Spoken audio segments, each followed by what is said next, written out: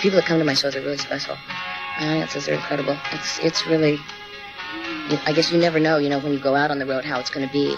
They never seem to change. They just seem to get a little bigger or a little older, but they just seem to have such spirit and such, kind of knowledge and wise. They're very wise.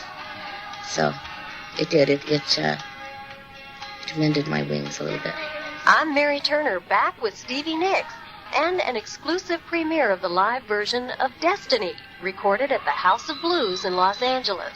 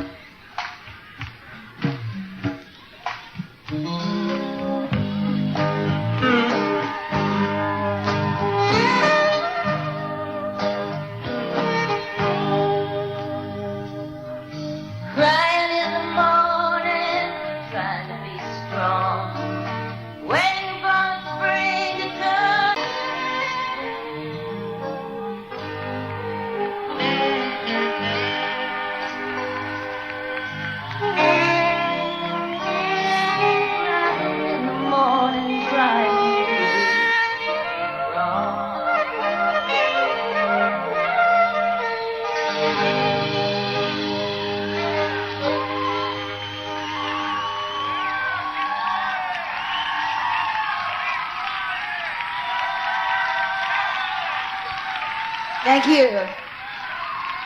Destiny, the live version recorded just for us. You can hear that song on Street Angel, the 1994 solo album that Stevie won't be putting in anyone's Christmas stocking. No, I've really walked away from it. It's really over for me. See, it was started in the summer of 92. I hope I get this right. And it went, we recorded through till after Christmas in 93, when the inauguration was. And then we went back and worked for another 6 weeks on it. And then we finished it, basically. And then all the English people that were involved went home to England, and I listened to it for 2 months, and I didn't like it. And so I went back in with Tom Finenzio to try and fix what I was not happy with. And I didn't fix it while I was working with the person that I was working with, who doesn't like to be talked about because he's not speaking to me.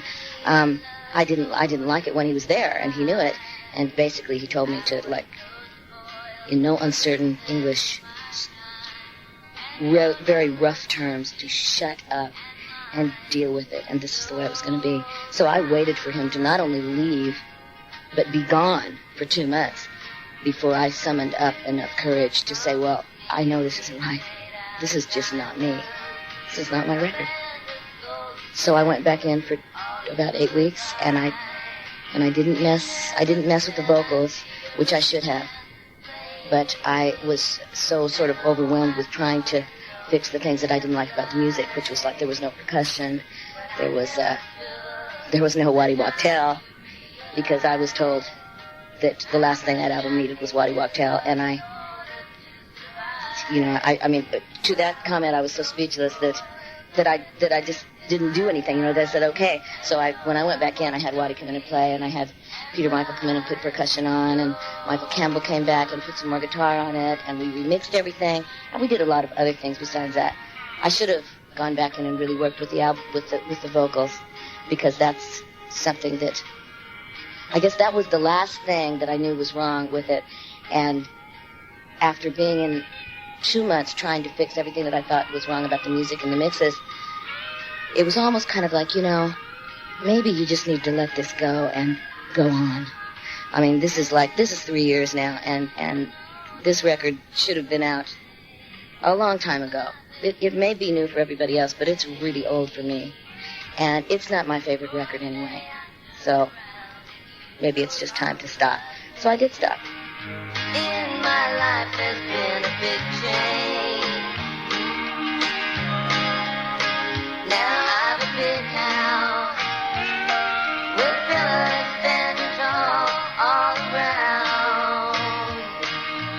Yeah, and I got a garden, and it's got roses dangling down to the ground.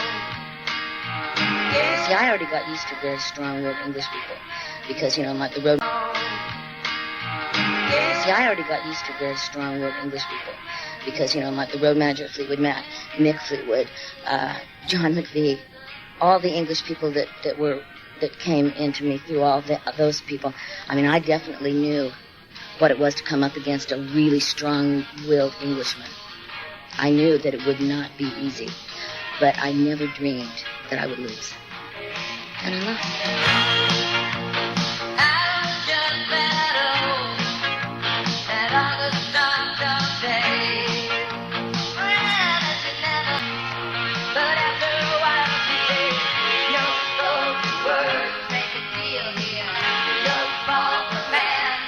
How can I explain this in a really good way?